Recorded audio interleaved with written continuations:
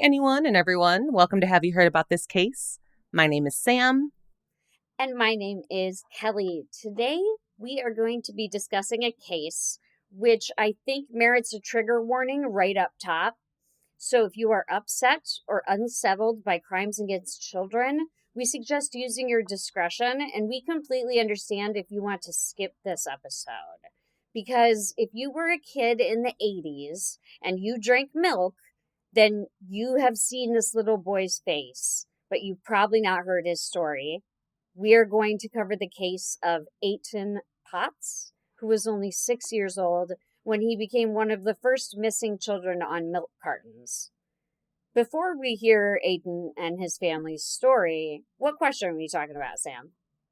All right. Well, I know this is going to be a heavy one, so I want to go with a bit more of a fun question. And unfortunately, It was just Halloween. It's over. Oh. And it makes me very, very upset. It's always Halloween in our hearts. Right? Well, I want to know what your favorite part of Halloween is. Okay. I'm so glad you asked. Right? My favorite part about Halloween is that Halloween is a actually Celtic holiday that has its roots in the celebration of the harvest Samhain. And however, it also works in conjunction with today, the day we are recording, November 1st, which is all religious folk would call it All Saints Day. I call it All Souls Day. And for many of our listeners, it is the beginning of Dia de los Muertos. Mm-hmm. And one of my favorite parts of Halloween is it's popularized and in the lore that this time of year is when the veil between this world and the next world is the thinnest. And that's why you're supposed to be remembering your family members who have passed on and, sharing stories and doing things like that. And this year, it's just a little different because thank you all, too, for adapting to my changing schedule that's been happening. But this year, it's a little different. I'm listening a little closer for a familiar laugh and the joy of reunion. And Halloween, it doesn't even have to just be about celebrating those who've crossed over. It can be about celebrating, you and your friends. Last night for Halloween, I went to my other Sam, not co-host Sam, who we're talking to, whose question we're answering. My other Sam, I went to her home and she made chicken noodle soup. I brought all of the Reese's that I wanted out of my house, and we watched Buffy the Vampire Slayer. Oh, that sounds amazing. Right? I was like, that's a pretty good Halloween. That's good. And then today, All Saints Day, just thinking about the closeness of family. And I've been extremely fortunate lately as far as the closeness of family goes, I have to say. What about you? Kind of similar, kind of different reasons. I think a lot of it is kind of coming together of my friends and family. So very similar in that way. A lot of people I know, you are one of them. We just love spooky. And we love everything that Halloween really represents. In exactly what you were just talking about, and then going the more commercialized horror aspect and all of that. And so October and the Halloween season has always kind of been where I see a lot of my friends, probably the most time that I do the rest of the year, the most consecutively that I do the rest of the year, because we all just want to get out and experience it all together because we all love it. And so fall is special because of that for us.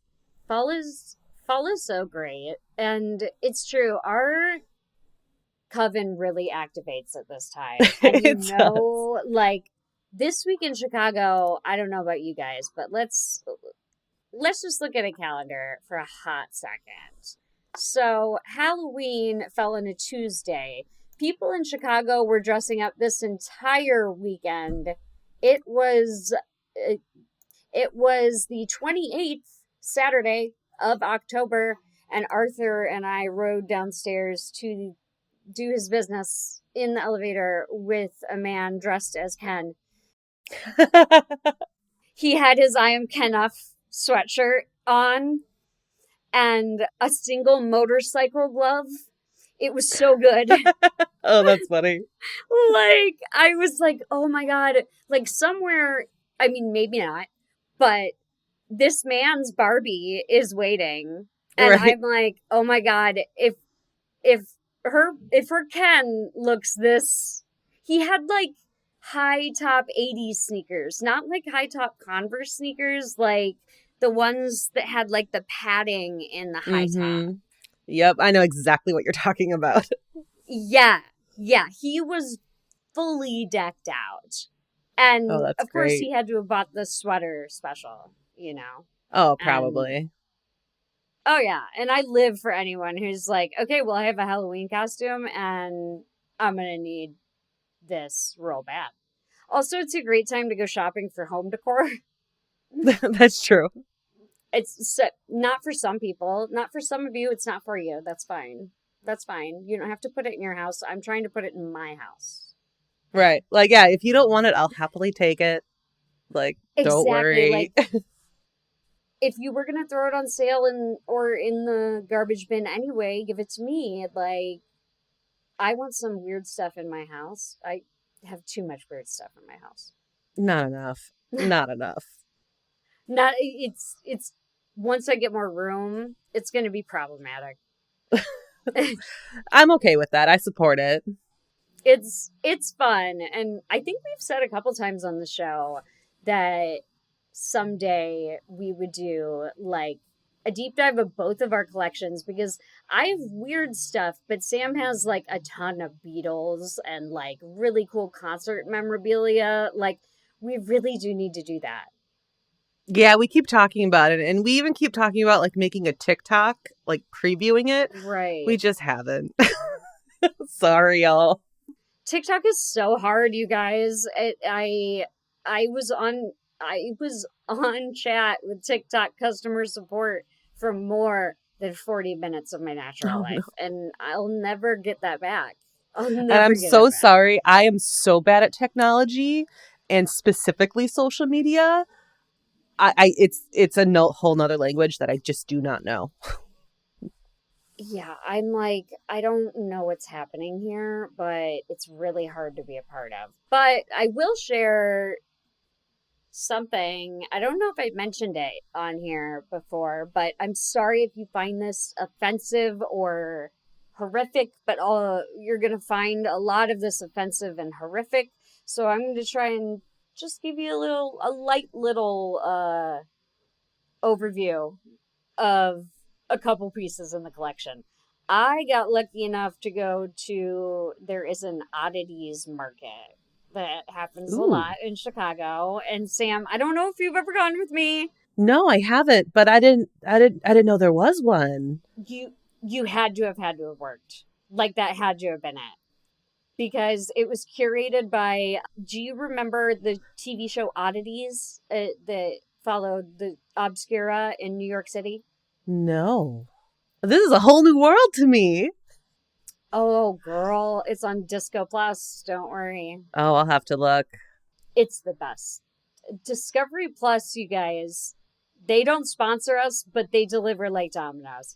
And so Oddities is a show that follows the antiques and, as the name implies, obscure items that this shop gets in New York City.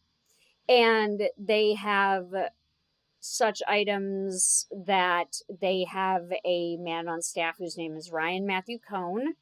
He is phenomenal. He is a historian and a Victorian specialist. And I've seen him do, you guys, I got to find his Instagram, but he is a bone specialist. So basically anything that you can bring in, like I found this in my backyard. Is it valuable? Like, he can look at it and he can visually clock it and tell you, like, oh, that is X and it has no value, or that's a whale spine bone and yeah, that's worth like $300. Who knows? I would love to have that talent. So he makes these incredibly beautiful pieces that if I lived in a mansion in the sky, if I had more money than God, I would own, because there is a process, there's a preparation for the human skull that is called the Beauchene method. And Beauchene was a scientist who, I believe, don't quote me, you guys, I'm not reading from Nature magazine here. I believe he was the one who discovered that there were several different bones that made up the skull. And that's why it's called the Beauchene skull. Because the Beauchene skull is literally also called an exploded skull. And it's a human skull, but all of the separate pieces have been separated, so they sort of look like a puzzle. Okay, that's cool. Yeah, it looks like it would fit together, but it is showing you the separate different bones in the human skull. Mm-hmm. And he's one of the only people who can make them still, because they're obviously incredibly delicate. The drilling, Right, I would assume. they feature some of it on the show. Again, it's called Oddities, and their shop is called Obscura. It's in New York. If I ever got a chance, I would go there. But Ryan Matthew Cohn curated the Oddities exhibit that I went to. His Instagram is Ryan, Ryan, Matthew, MatthewWcohn, Ryan Matthew Cohn. And he curated all these different shops from around Chicago that would be at the Oddities Marketplace. And one of my favorite things that I've ever bought, I've been buying weird stuff for a while now. Like, I have another one of my favorite pieces is I've got 4 very, very old photographs of Victorian porn in my cupboard. So that way, when you look at some of the other stuff, you're not so completely horrified. You're like, is that a naked lady? And yes, it is. And I picked the ones who look the cheekiest, like who look the happiest. They look like they're living life. But my favorite thing, I picked it up there, and it is the prescription that I have, and it is in glass on both ends, which is very cool. So you can see the front and back of the prescription. It is really cool. This prescription is for cocaine and for opium. It is written by a doctor. Yeah, that's a really cool piece that you have. You've taken that out specifically to show me that one. That's my new one of my new favorite ones that I've found. But gosh, if I could just sing Ryan Matthew Cohn's praises all day, I would. But we do have a more important story to tell here.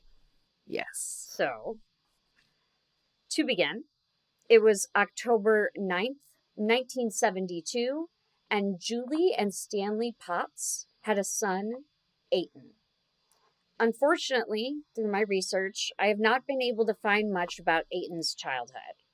I think this might be a personal wish for the family, as Etan was only 6 years old when this crime occurred, as I mentioned in the intro. And I want to warn you again, he is only 6 years old. He barely had time to have a childhood and be raised by the parents who loved him. What is clear is that the 6-year-old boy lived in the Soho neighborhood of Manhattan with his family, and he had begun to show his mother that he wanted a little more independence. It's like the exact thing that all 6-year-olds do. They want to do a little more on their own. Oh, right. And maybe it's different in New York City. Maybe it's growing up. I was in the suburbs of a city, but yeah, around that age, you would start probably wanting to do a little more on your own, maybe have your own bedroom or something like that. You sort of are starting to form your personality. Exactly. And I also have to comment, he shares a birthday with John Lennon. Oh, does So he? just throwing that out there. Oh, good. Then I hope they're happy together because they should all get to hang out. When you have the same birthday as somebody in the afterlife, you should all get to hang out on the date. Hopefully they're all good people. Like, right. Yeah, exactly. Like, there'd have to be like a guest list. But Right. hopefully, like, most of the people who made it there can hang out. So, in later testimony about her son, Julie Potts recounted that it had been a hectic morning on May 26th, 1979, which would unfortunately be the last time she saw her son. It was the Friday before Memorial Day, and she was tending to the other children when Etan jolted out of bed. Since he had lately been pushing to be more independent, she said he had pleaded with her to let him walk the approximate 2 blocks to the school bus stop on his own. She reluctantly agreed and walked him outside. This would be Etan's first time walking to the bus stop on his own. Yeah, The it's very first 2 time. blocks. It you guys, this is insanity. And a poor, remember her name, Julie, just because of what she suffered. The first time she let her baby boy walk to the bus stop alone. There are animals like this out here. And again, I do want to remind everybody that we're in 1979. So things will be different. I'll probably bring it up at least a couple more times. Like, oh, wait, it's 1979. They couldn't have done Right. X or Y or Z. Or just even understand the how terrible people can be. We have a whole different sense of that nowadays than people did back then. It's true. It's true. And even though it's New York City, like, it's still a neighborhood. So it's, again, the first time she lets her baby boy walk to the bus stop, the 2 blocks to the bus stop on his own.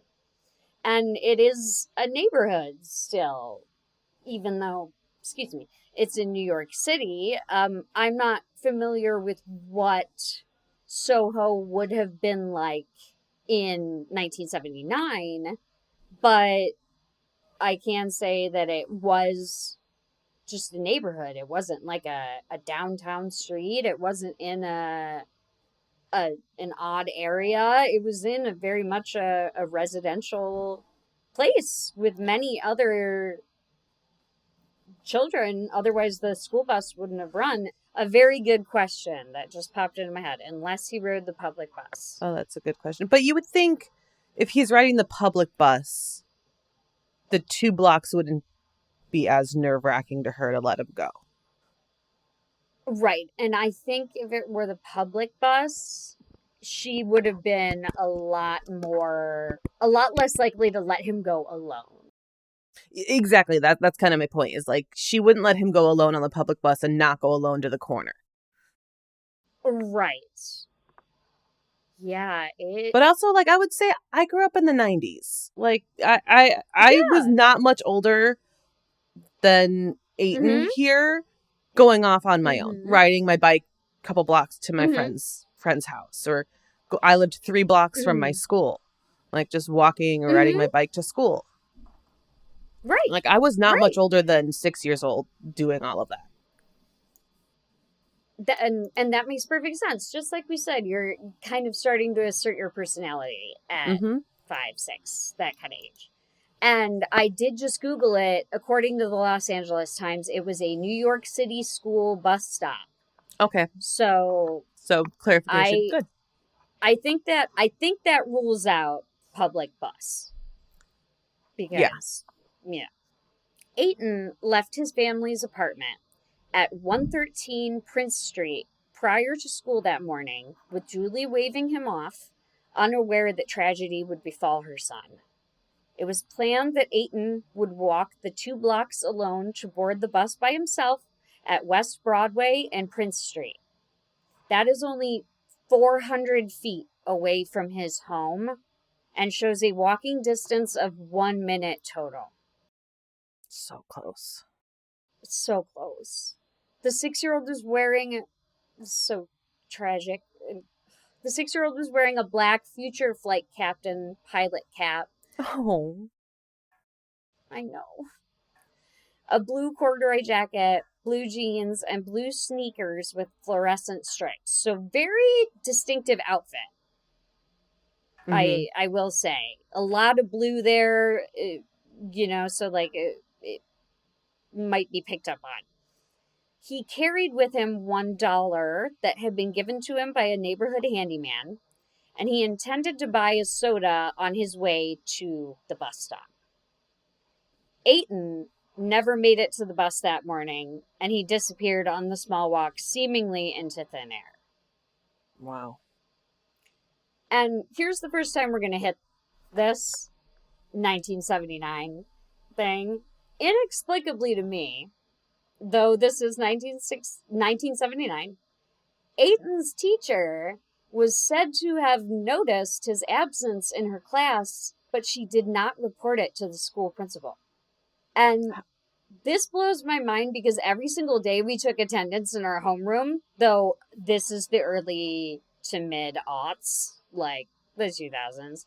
It really shocks and surprises me that an educator didn't address one of her students being missing.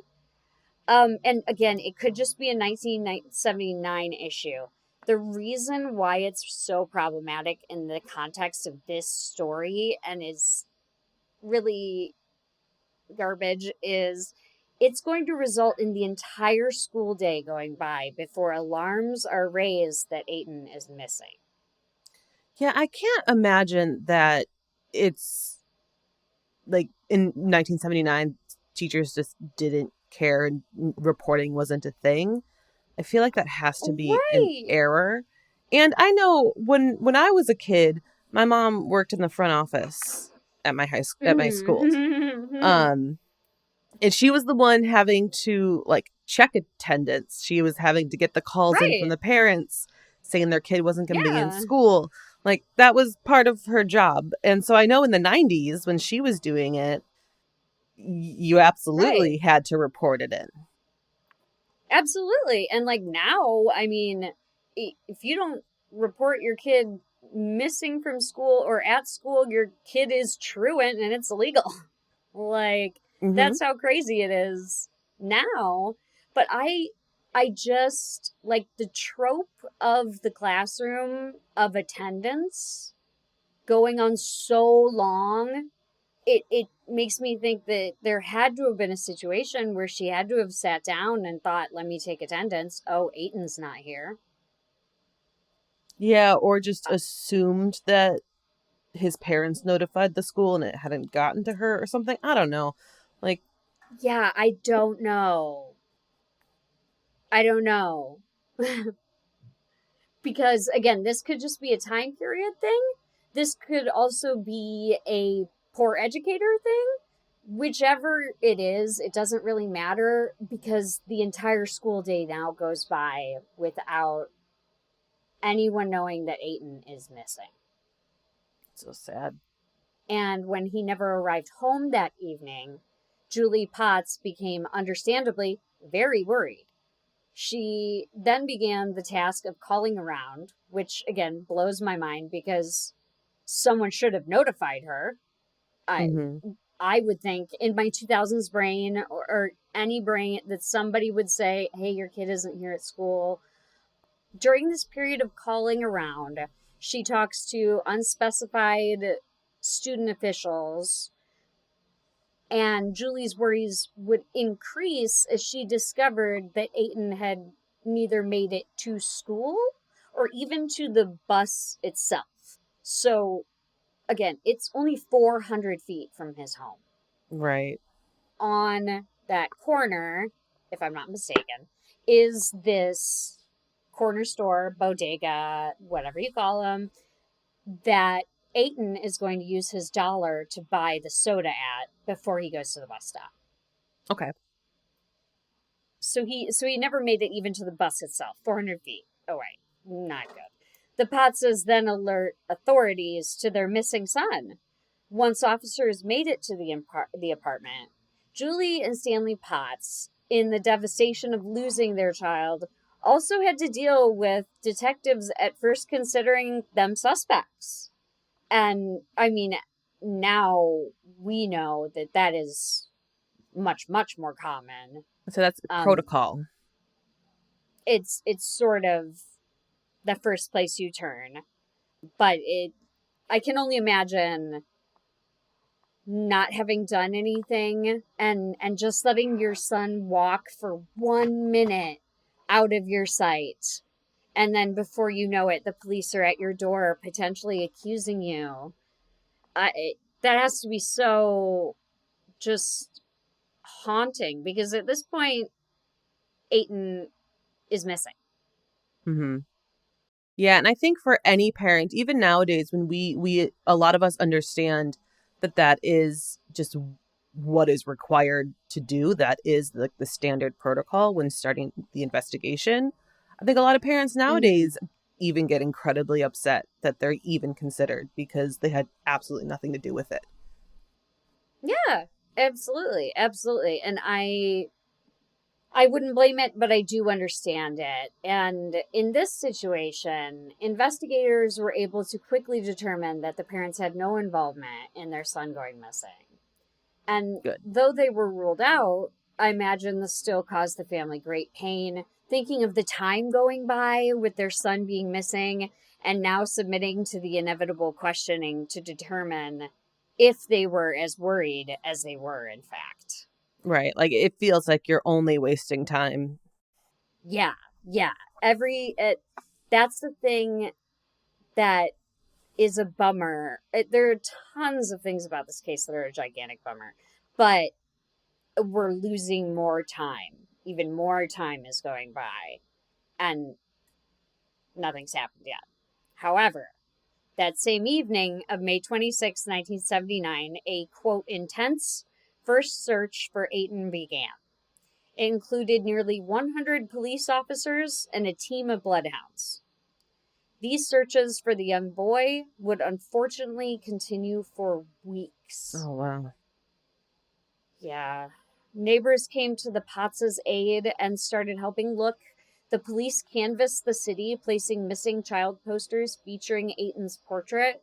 But ultimately, all the hard work resulted in few leads. Etan's disappearance did not go unnoticed, though. Surprisingly, by the most important man in our country, arguably. His disappearance gave rise to the missing children movement, and this included new legislation and new methods to find missing children introduced by President Ronald Reagan. Oh, wow. Yeah. So this is sort of like the we're sort of early trying to get together the national, I mention it later, but, I mention it right here. President Ronald Reagan designated May 25th, the anniversary of Etan's disappearance, as National Missing Children's Day in the United States.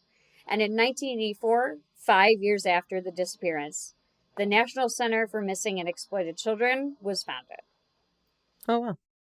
Yeah. Mm-hmm. So, landslide, like a lot happened. Mm-hmm. And unfortunately for Etan and the Patzes, all this change would come too late, as in 1979, when Etan went missing, there was no system in the U.S. for tracking missing children nationwide. That's just something that blows my mind. Like, I get it. It's Doesn't it? Technology wasn't there. The creating like uniform way of doing things across the board is difficult, but it just still blows my mind.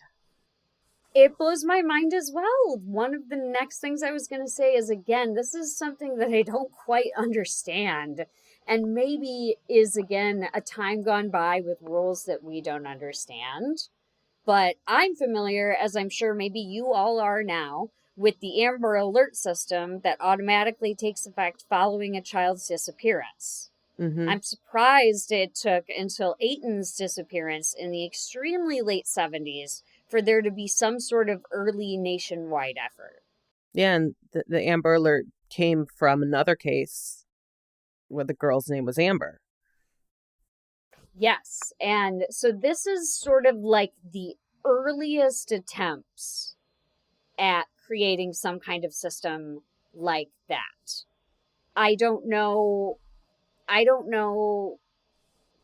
if it should have happened sooner, how it would have happened if it did. I don't know. I just am with you. It spins my head that there was no nationwide system for missing children. Yeah, it's hard to like understand. As somebody It is. It's hard to understand. Obviously has never experienced that time. Like I was born in the 80s, late 80s. Mm-hmm. But I just can't imagine it. Yeah, I just can't. The Amber Alert was not introduced until January 2002. 2002? 2002. January 2002, Illinois was the fifth state to develop a statewide plan and the first to enact a specific Amber Alert legislation. Oh, interesting. I know the case happened in Texas. Yes, it was. I'm just reading from Google now, y'all. I am not all. I'm totally off script and totally off script. But her name was Amber Renee Hagerman, and she was abducted and later found to be murdered. And her case was the catalyst for the nationwide Amber Alerts that you all received today on your phones. Which, I mean, round of applause. What a good, I'm so glad that they have adapted to almost being like a tornado warning on your phone, but it's an Amber Alert. I don't know if yours does that. Mine does that. Yeah. I think, I'm not sure if you can turn that off, and if you can, you shouldn't. Oh yeah, I don't usually. Yeah, but it blows my mind. 2002. Like, I guess that was that makes a little more sense because that's when cell phones started to become a little more prominent. I guess there wasn't really texting back then. So it was still a handful of years before texting really came around. Yes. Okay, I'm asking Google one more question. Oh my gosh, this cannot be right, or I am crazy. So in Illinois, Amber Alerts did not begin to go out until January 2002. The Amber Alert system began in 1996 when Dallas-Fort Worth broadcasters teamed with local police to develop an early warning. I'm like, I swear it was the 90s. Yes, 96. And I'm reading, folks, from amberalert.ojp.gov. And so it began in 1996 when Dallas-Fort Worth sort of joined forces to help make this. The date I'm struggling to find is when America as a whole. Oh, I don't know. Sorry. Now I can't get it. I'm stuck on it. Oh my goodness. We are correct. It is 2002. The Amber Alert. In February 2002, the FCC officially endorsed the Amber Alert system. Wow. And several children were abducted in cases that drew national attention. One such child prompted California to establish an Amber Alert system in 2002. And yeah, so it seems like it just went state by state, but 2002 was when everybody really got on board, which is wild to me because that is not that long ago. No, it's exactly what I'm thinking. It's like I was 12, 13 in 2002. Yeah, like, wait a minute. And so this is their early attempts, the Nationwide Missing Children's Day, the National Center for Missing and Exploited Children. Like, it's early attempts to do this before you have the network of cell phones and the internet to connect you, you know? So Etan's case, though, is incredibly unique because in a wholesome twist on all of this, the nation may not have had a system for tracking missing children, but private dairy companies decided to fill the gap. I'm going to let that sit for a second. It's so smart because it seems these farmers knew their cardboard boxes of milk would be disseminated far and wide to schools, to educators, to parents, they would have them. It's a fantastic idea. It's a wonderful idea. In September 1984, Anderson Erickson Dairy in Des Moines, Iowa, began printing the photographs of 2 missing boys and would continue this practice. A similar Milk Carton advertising program for missing children launched in Chicago, Illinois, with support from the police, and statewide in California with support from the government. So again, we're seeing sort of with the Amber Alert adoption, this is sort of a state-by-state thing that's happening. Mm-hmm. But it's a great idea, though. It is, because it does pick up. People do see why this is beneficial, which is good. And it had been several years since his disappearance, but Etan's likeness and description would be one of the first features in these campaigns to reunite children with their families.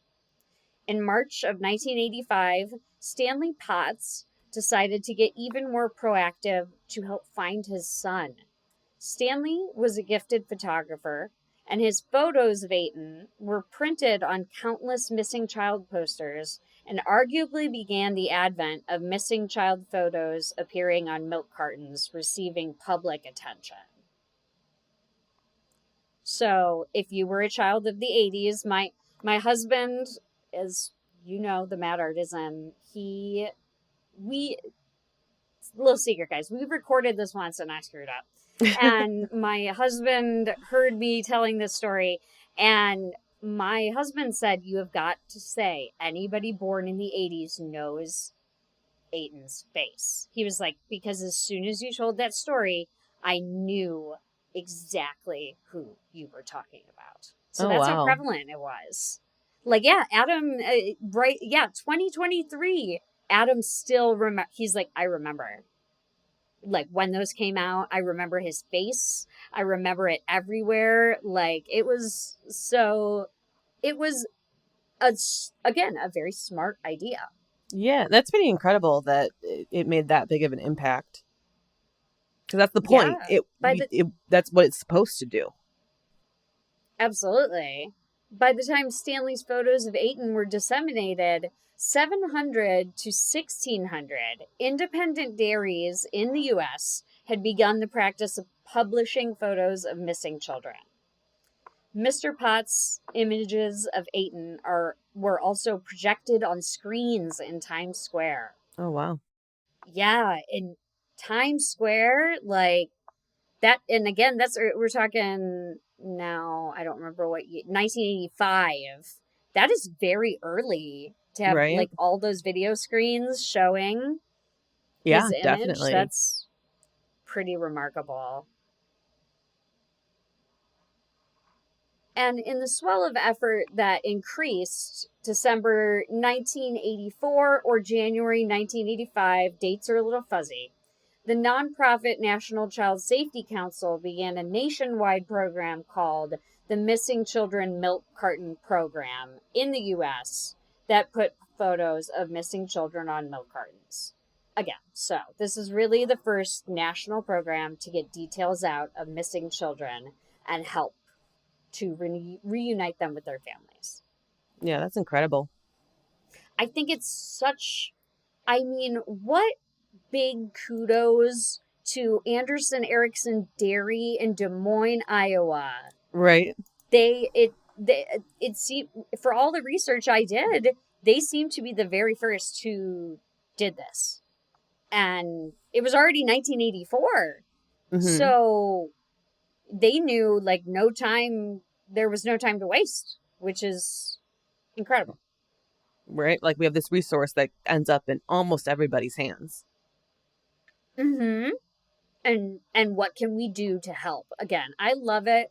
We talked a little bit about this in the Danny Green episode, that what I love about true crime, I don't like using the word love. We all worry about this.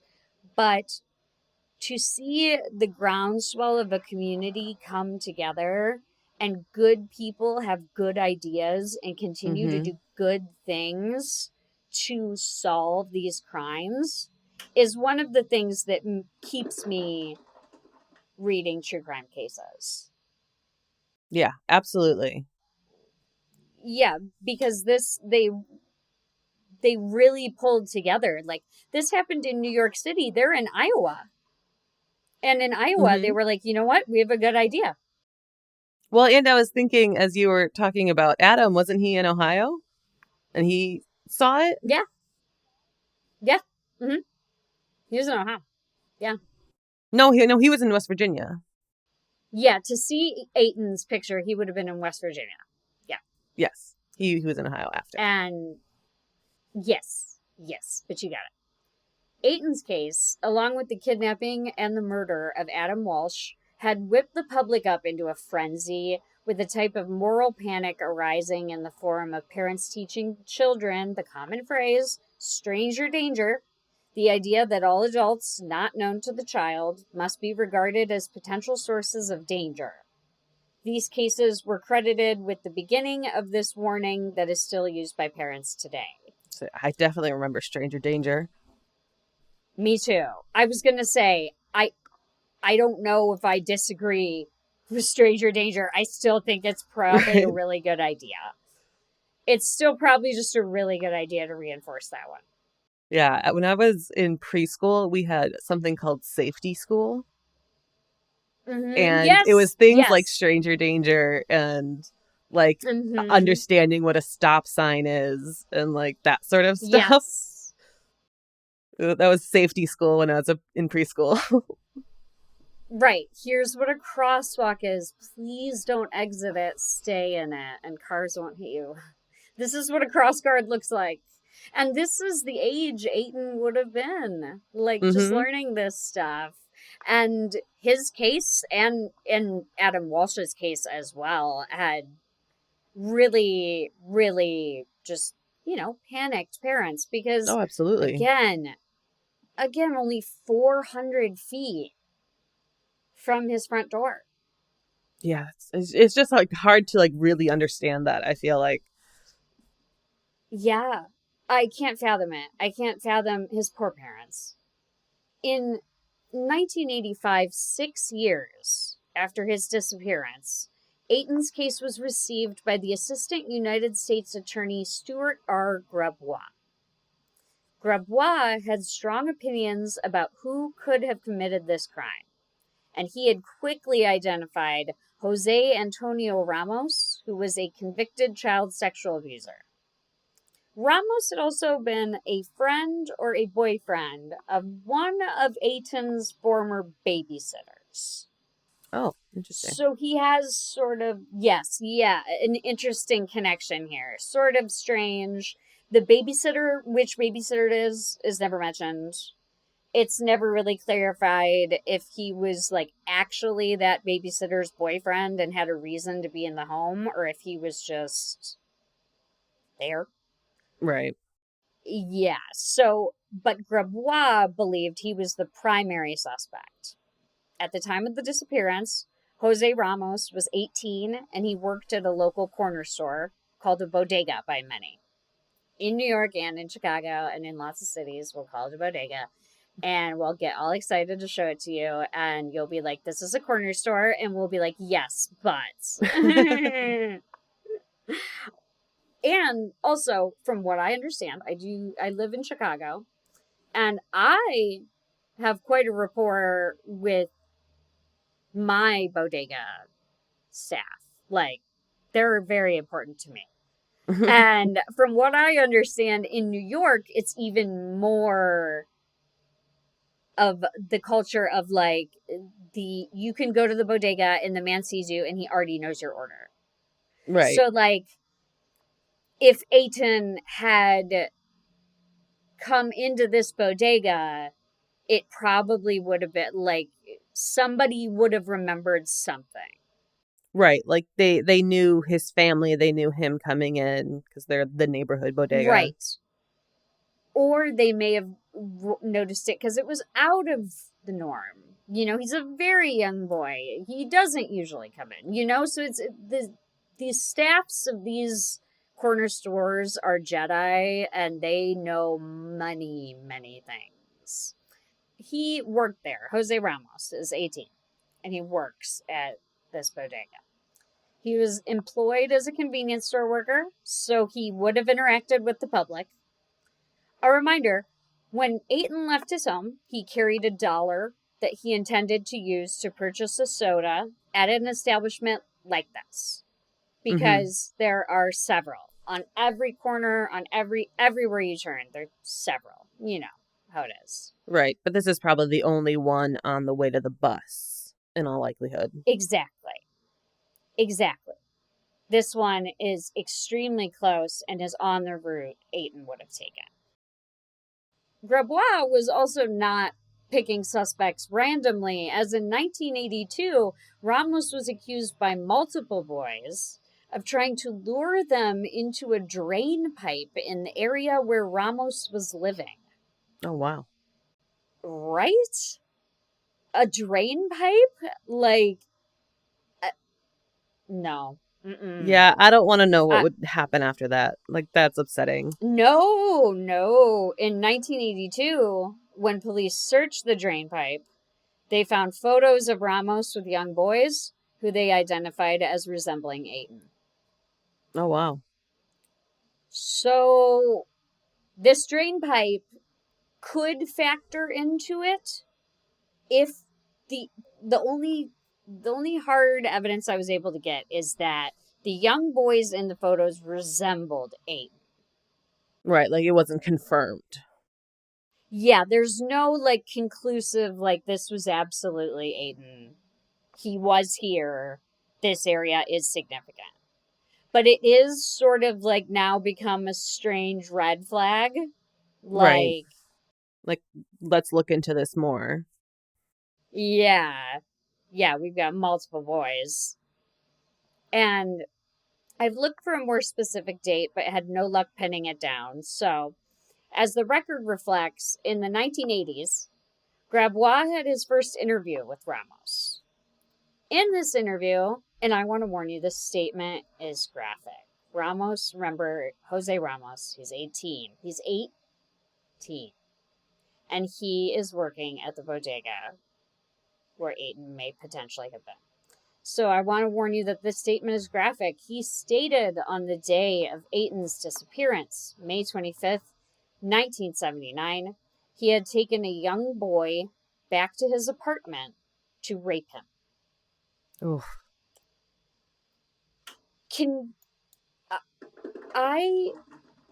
It was only in the rereading of this and just tidying everything up before we re-recorded again that I am sitting in the fact that he is only 18 and he's already thinking about a crime of this caliber.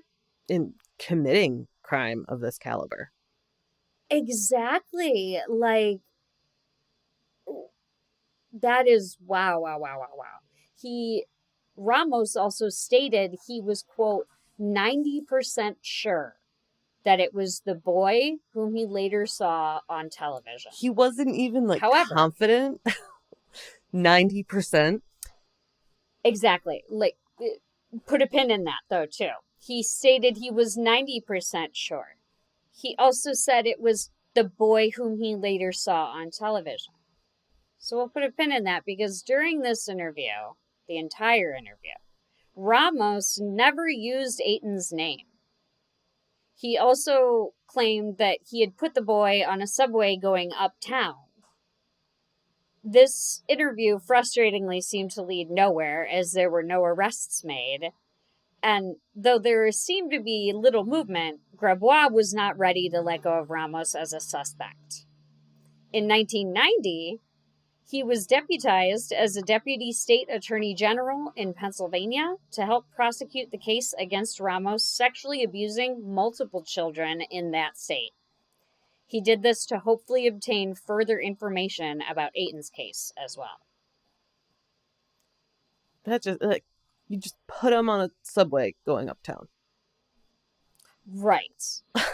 Like, right. Oh my God. But then, like, you would think For me, he'd be found. For me, it's a little bit, and I think maybe I talk about it a little more further down, but it's a little bit, Grabois has a lot of tunnel vision. Yeah, if he's that convinced, like, this seems a little too weird to me of put on a subway going uptown. Like, either, unfortunately, he killed him, or this is not true at all. Right, or it's not true, because he's saying, oh, I'm 90% sure. Well, that's also, like, 90% sure is weird. He knows he can say later, I didn't say I was 100% sure. I just said I was 90% sure. I didn't do it. So I'm like, I don't understand why. And then when he said it was the boy whom he later saw on television.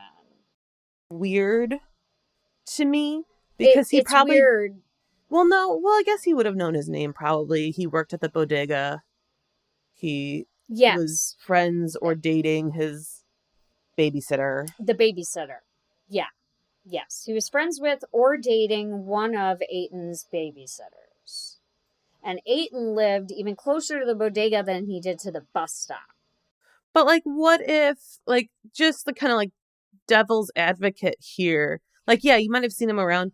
Maybe he didn't realize it was him because he was alone, and that's weird. Yeah, and he thought it was a different kid. Like, either way, like, all of it's absolutely terrible. It's not meant to be, like... Right. Right. Like, we're rooting for him or anything. But I'm just thinking, like, he might not have known his name because he didn't realize until he saw him on television that who he grabbed. Right. Because, like, we're just trying to unpack these criminal statements. We're not trying to, right. Root for them or anything like that. We're just saying that we're trying to unpack what he said and what he may have purposefully left out. And in this case, I'm also trying to draw attention for you to the fact that Grabois is very, very focused on Ramos. Mm-hmm. And I can see both sides because he made this big confession to Grabois. But also Grabois he's willing to go far enough to, in the 1980s, again, the record does not reflect Grabois' the date of his first interview with Ramos. But if we're assuming Etan's disappearance was May 25th, 1979, Grabois is so tunnel vision that in 1990, he's deputized in Pennsylvania as the deputy state attorney general to help prosecute cases against Ramos and hopefully further obtain information about Etan's case. So he is... I imagine that confession made his job so much more difficult because without that confession, he might not be as tunneled. Mm-hmm. Mm-hmm. Exactly. Yeah. Like, I think that confession made his job so much more difficult. And, like, it's not good to be tunneled. Like, this is not good what he did, even under the circumstances of a confession. But I understand how it was possible. I absolutely understand how it's possible. Because if you sat down with an 18-year-old boy and he told you just horrific things that he had done to a young child. And I imagine this interview went on for at least, 30 minutes? So you're hearing horrific things was. It probably went on for a few hours. If he's confessing to stuff, Exactly. they're going to talk to him for as long as possible.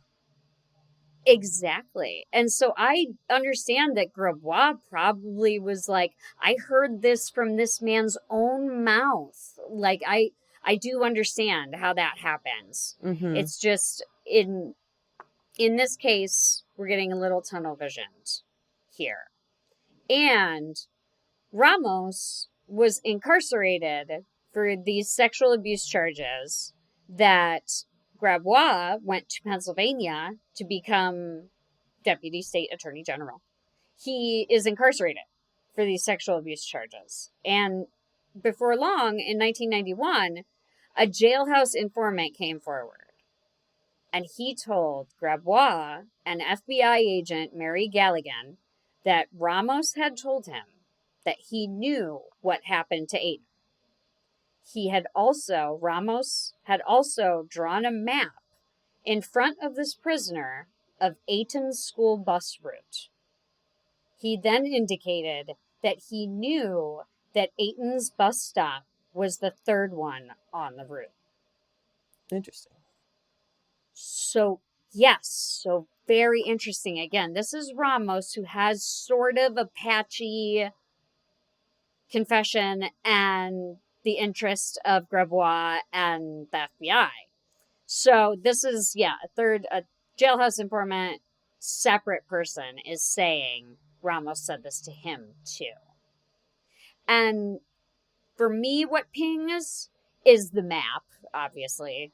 Like,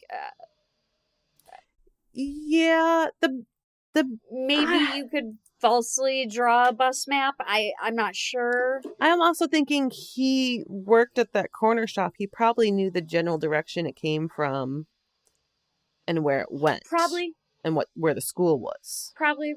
He may have even taken the bus route when he was in school. Like, who knows where he lived.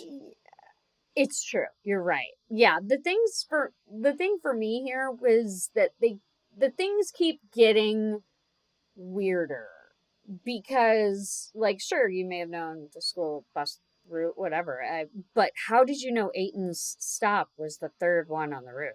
Well, if he lived in the neighborhood, he's 18 years old, he could have taken the bus the previous year in school. And he could have known that was the stop. Maybe he went to the same school. Yeah. Maybe it was a stop for multiple kids. I'm not sure. That's a very good question. But regardless, this jailhouse informant has now told Grabois and FBI agent Mary Galligan, adding even more trauma to the family, and work from the investigators did not seem to help, as we have no further updates until October 21st, 1999. Oh, wow. Yeah, like, all of this stuff, it sounds compelling that he has, but the fact that charges weren't, like, they didn't try to, like, prosecute this, is they probably don't have enough tangible evidence. Like, exactly. But I still understand why they really focused on him so heavily. I get it. Right. But there had to have been a really good reason there for why they didn't bring those charges. You're 100% correct. There had to be a very good reason.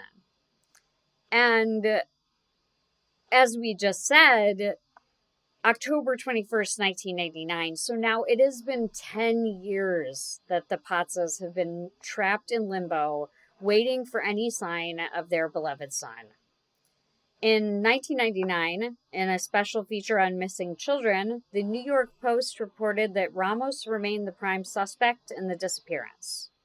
He was said to be known by the Patz family and never had dropped out of the first suspect slot. In the 1980s, authorities had been unable to prosecute him and still had nothing they could move forward with. Previously, in 1996, the Milk Carton missing children had fallen largely by the wayside, however, because it was considered obsolete when the Amber Alert system was created in 1996.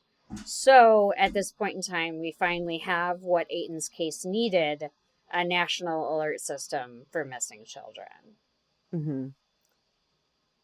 So, sort of just like what we just said, they still, they didn't have what they needed to prosecute Ramos and make it stick.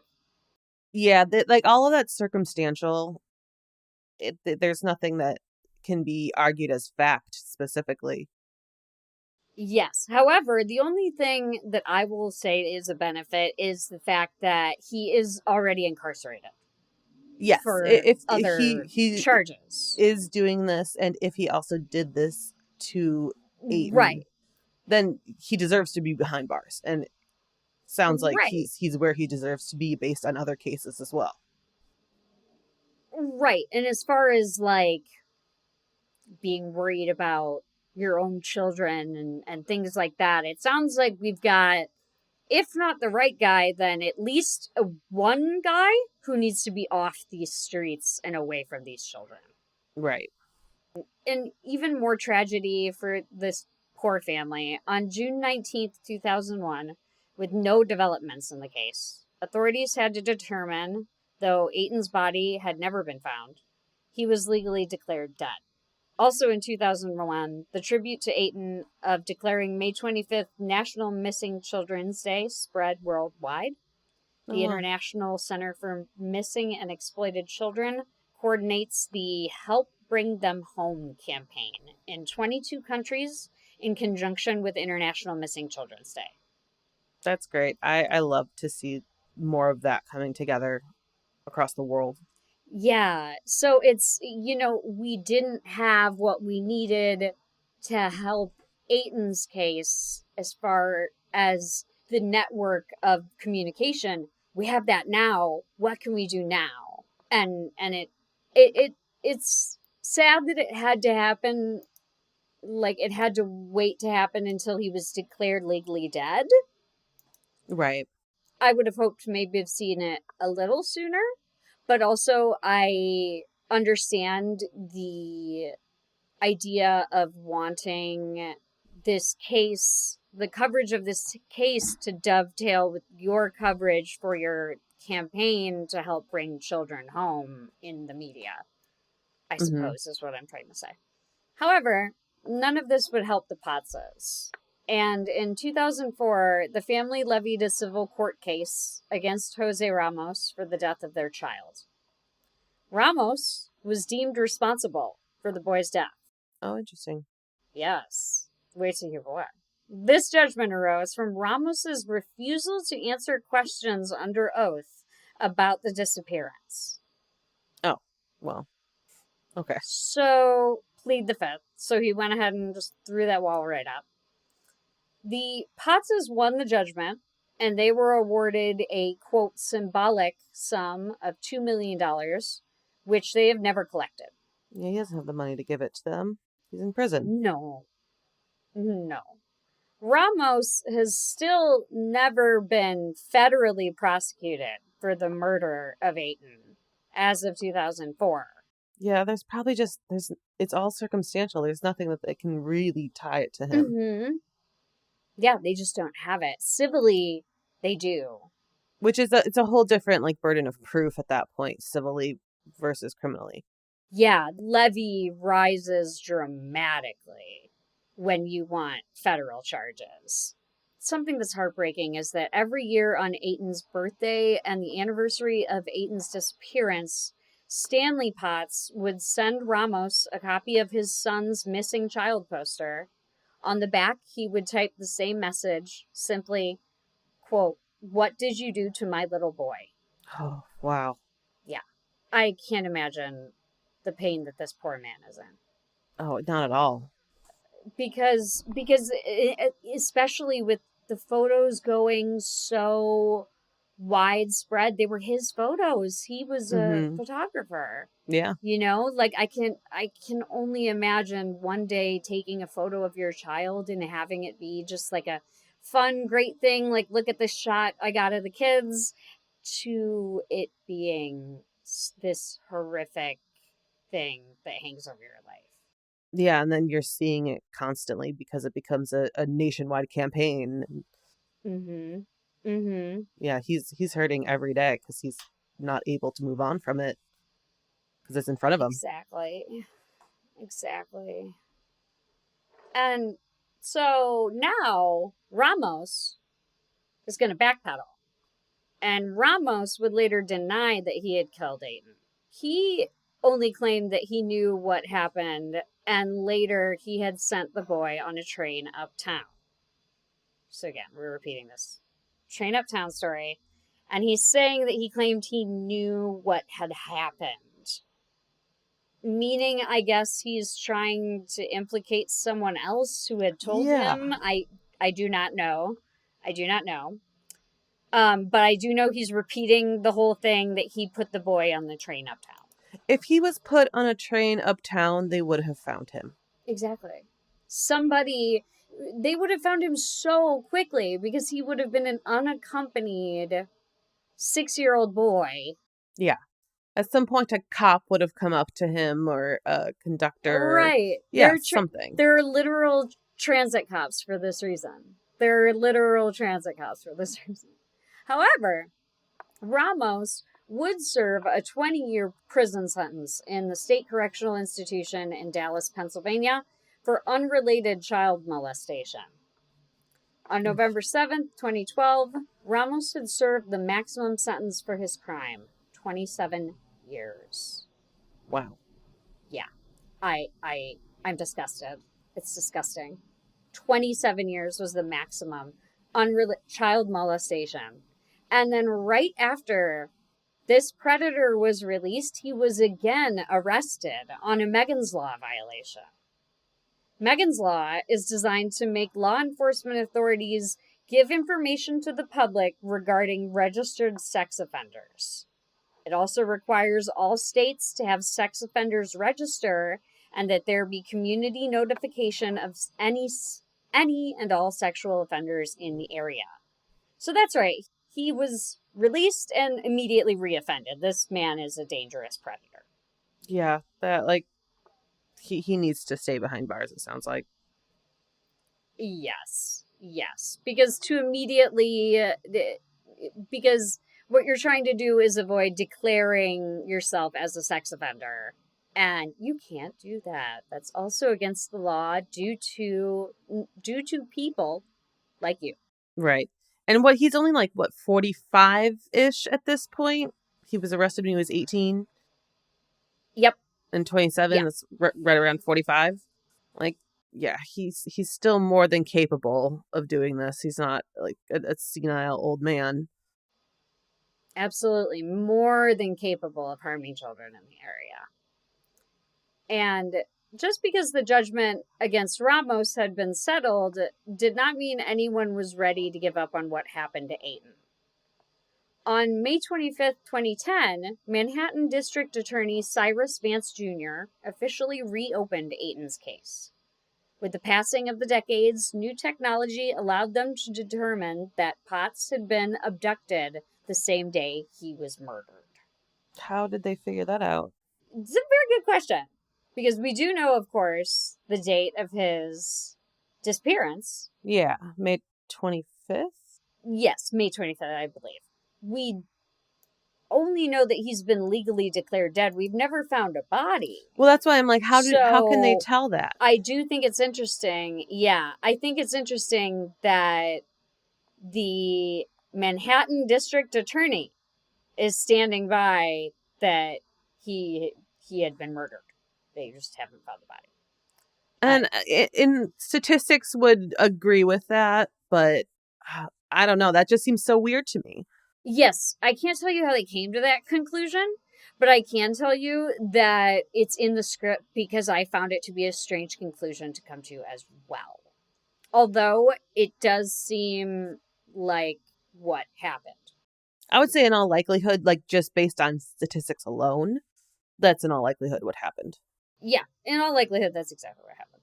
But odd that they, kept him missing for so long. He was just legally declared dead. He was never legally declared, murder. I mean, they did win the judgment. I don't know.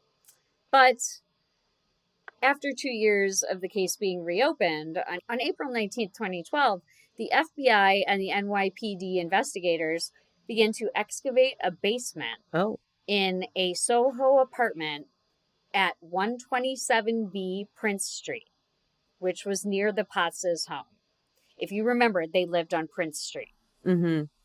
The building is right around the corner from the Patz's home, about 250 feet away from where Etan would have left to walk to the bus. Oh, wow. So, like, it could make a lot of sense that he would be there. 250 feet away from where Etan would have left his home to walk to the bus. So, incredibly close to his home. That would have put only 150 feet from the bus stop itself, where there's possibly more kids. Yes. And potentially their parents. And you'll here's something else that's a little odd about this and why it probably led to this excavation is that the residence had been newly refurbished shortly after Etan's disappearance in 1979. Oh. Yes. And the basement had been used as the workshop and the storage space of a handyman.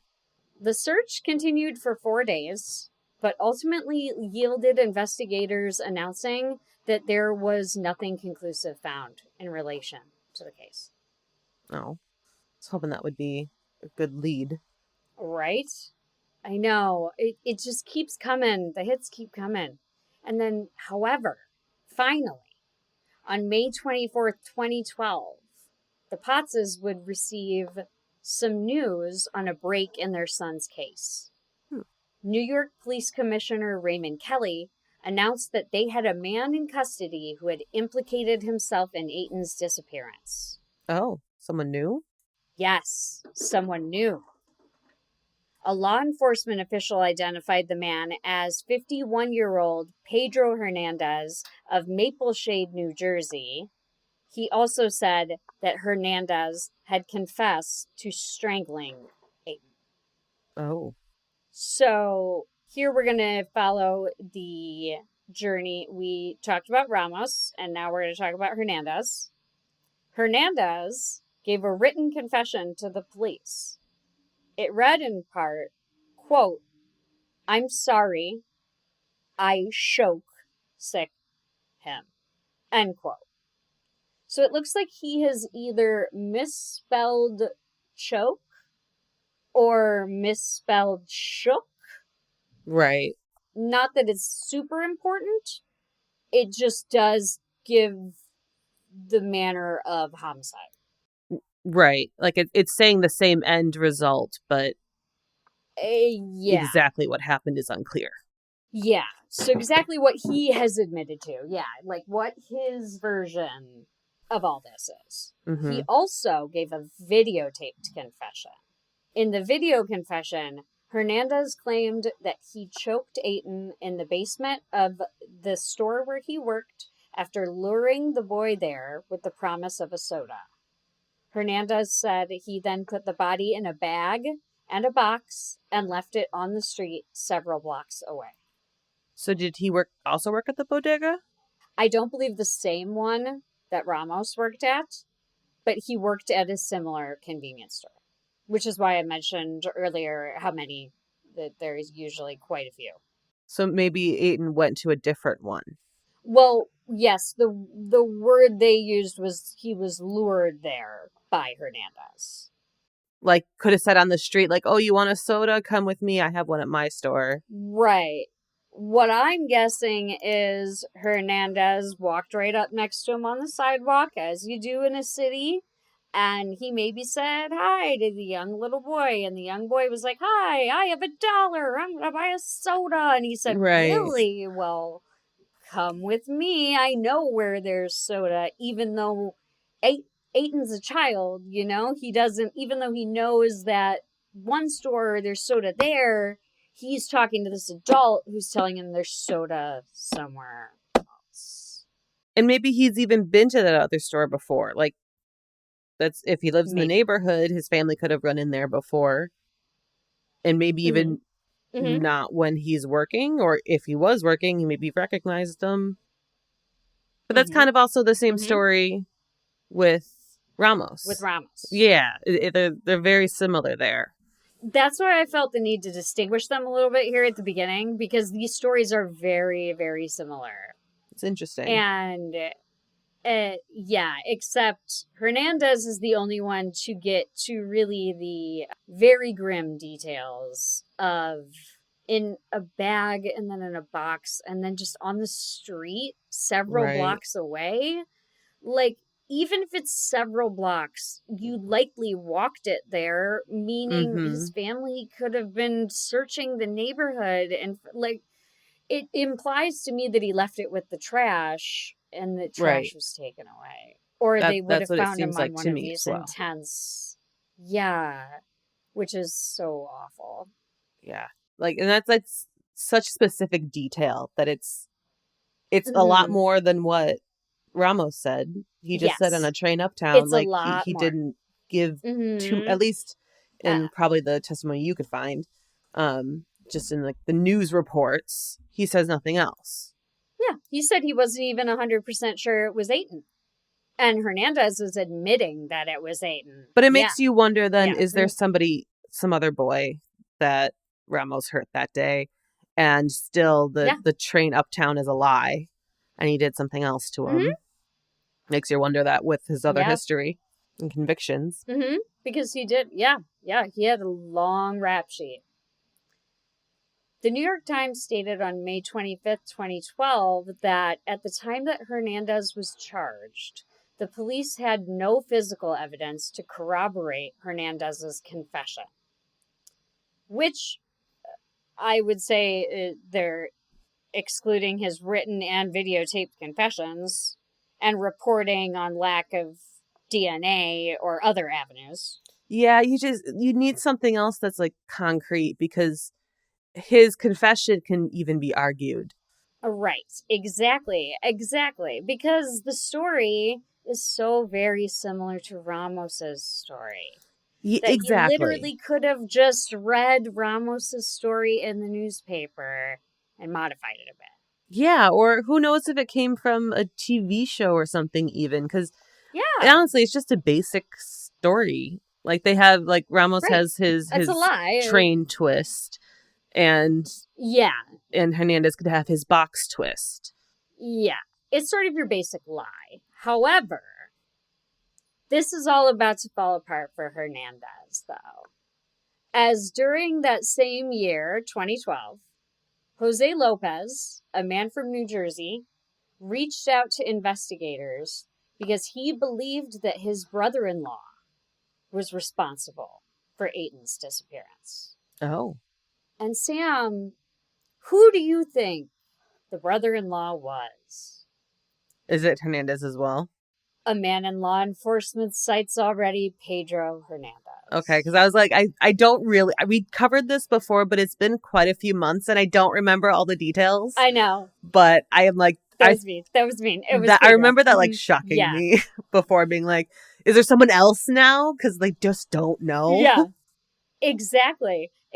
Which I'm sure the cops thought the exact same thing. Like, is there just one more now? And then they're like, oh no, this is the perfect puzzle piece. Right. Jose Lopez is Pedro Hernandez's brother-in-law. Got me excited that maybe we're really honing in on somebody, because a 6-year-old boy.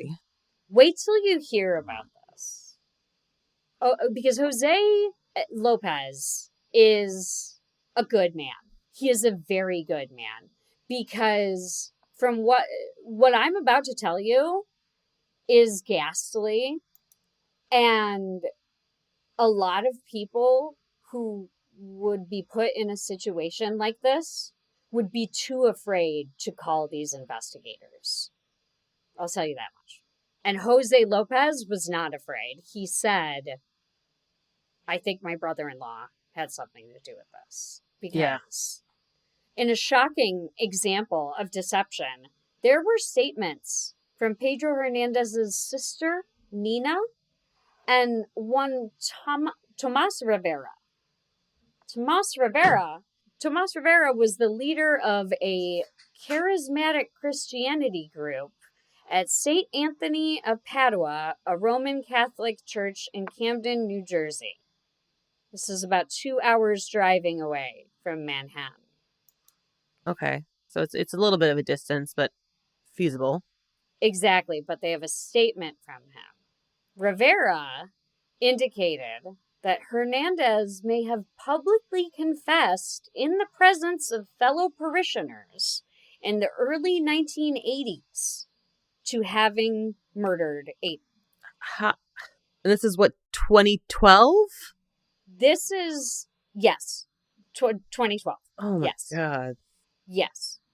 So it's appalling to me because that means a supposed man of God leading people and his entire congregation, his church, his flock knew about this and no one told authorities, because what I read was it was the confession from Hernandez happened when the church had sort of been whipped up into a frenzy by like the pastor or the reverend or the guy in charge. Oh, dear grandma, I'm so sorry. Dear I'm grandma, no help I'm to so you. sorry that I don't know what the name. A priest, a Roman Catholic priest. Thank you. It's Roman Catholic. The word I was searching for was priest. Grandma, I'm really sorry. I know the veil is thin right now, and you just heard all of that, and I'm really, really sorry about it. Okay, okay. I'm sorry, Grandma. He's a priest, and he had whipped them all into this worship frenzy, right? And it's the typical kind of like when you see a evangelical church and people start to like speak in tongues and like thrash around and that sort of thing, right? Mm-hmm. That was happening here. And from what I read, the priest asked them to like lay bare their sins before Christ. Okay, so it's like this big passionate confession, probably. Yeah, big passionate confession, lots of people around, everybody's listening, the priest is, blessing you, stuff is happening, and he says this in the 1980s in this church. And just no one did anything. Like, that's the 1980s to 30 years about. Yeah. Like, wow. The murder of anyone. Yeah. Like, nobody told the authorities, and even more ghastly, according to Hernandez's sister, it was, quote, an open family secret that he had confessed in the church. End quote. No one questioned that? It is bananas to me. Bonkers. Wild. No one said anything. Not one person was like, I overheard that and it was weird. And then also, it's insane to me that how could you keep such an awful, evil act, the murder of a 6-year-old boy, secret, but also chat casually about it with your family? Yeah, yeah, this is all just kind of baffling because I also just can't imagine, if it's an open family secret, is this are you talking like cousins and stuff as well? Because I feel like, yes, if I were to, thank you, hear that my cousin was into something, I would want to and I guess maybe technology wasn't there to really do it like we can now, but I would look into it, and if I found something, yeah, I would say something. Yeah, I just don't. I like the way to cheekily refer to it as an open family secret. Yeah. As though it's like your mother's cookie recipe. Like, this is the murder of a 6-year-old boy.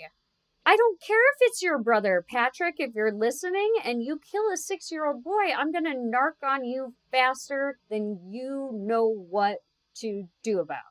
Well, and just the phrasing of open family secret to me says everyone believes it's true. Yes. But we're not going to say it. They could just be well, yeah, it's kind of like the family lore, and everyone's like, oh Right. yeah, he once Right. killed Right. somebody, like to like scare other Right. people. Right. That phrasing doesn't sound like that to me. It sounds like they know It doesn't. they get what he did, but they obviously aren't comprehending the Yes. severity to report it, or they don't care enough.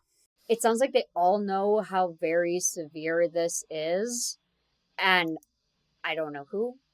I don't know if I don't know who, but it seems to me that there would have at least been some sort of threatening behavior by the adults towards the younger members of the family once they found out this. Otherwise, they wouldn't call it a secret. Right. Like it would be family lore, family stories, like secret. Like so, like how was that secret defended? Like, and you brought up a really good point, which was how many in the family? Cousins, second Yeah. cousins, Like, is third it cousin? How many immediate people? family? That I think that could be a bit of a different story. Exactly. How many people know this? I just think, yeah, I think it's so vile that yeah, it's like cheeky, like an open family secret. And then he confessed in the church. Like, okay, so, Grandma, in the Roman Catholic Church, when you confess something in the church, you're typically not lying to God. That's the point, right? That's just okay, so I am developing this point based on everybody Catholic who I've known, which is an entire arm of my family, including two aunts who were both nuns and friends. And from what I understand, you don't typically lie in this scenario, especially if you're making a confession. Well, like that's Church. the whole goal of what they're doing, is to like get your sins out so that you can repent and be forgiven and Right. move past it. And what is interesting to me here, and I'll distinguish here, is this is I think it's they're being called a charismatic Christianity group, and so they're not a Roman Catholic congregation. They're a charismatic Christianity group at a Roman Catholic church.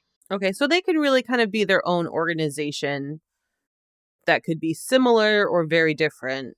Right. They are able to whip up these kind of confessions and have people, do these sorts of things. And whereas in a Roman Catholic church, if you were to lie in the confessional to the priest, that's a mortal sin. You're going to hell.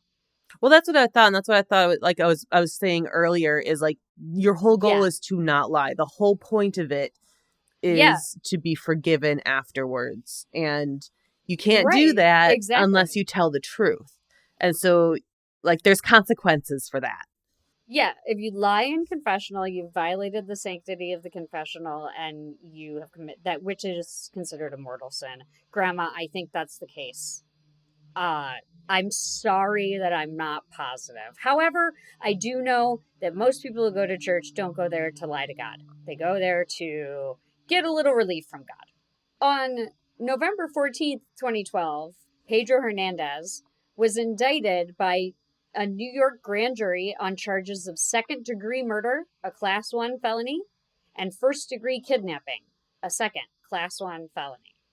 Hernandez's lawyer mounted his defense for him by stating that he was diagnosed with schizotypal personality disorder, which includes hallucinations. The defense also said that Hernandez has a low IQ of around 70, which was to them, quote, at the border of intellectual disability, end quote. Mm-hmm. Which is not incorrect of them. The National Institute of Health considers 70 to be two standard deviations between an average IQ of 100, which is the threshold for intellectual disability. Interesting. So they're not wrong. Right. during the trial, his daughter would testify that he had discussed having hallucinations of demons and an angelic woman in white. While the defense may have been correct about his IQ scores, I feel the need to highlight that many people struggle with schizotypal personality disorder and are able to regulate their symptoms with antipsychotic drugs, antidepressants, and cognitive behavioral therapy. It seems like there were quite a lot of secrets happening in the Hernandez family, but one of the things they should have been honest about was this man's need for help. Because then this could have been avoided and treated, and Etan's family would still have their son, and the Hernandez family would still have their family member. Instead, it was sadly not the time. Again, 79? It's not the time.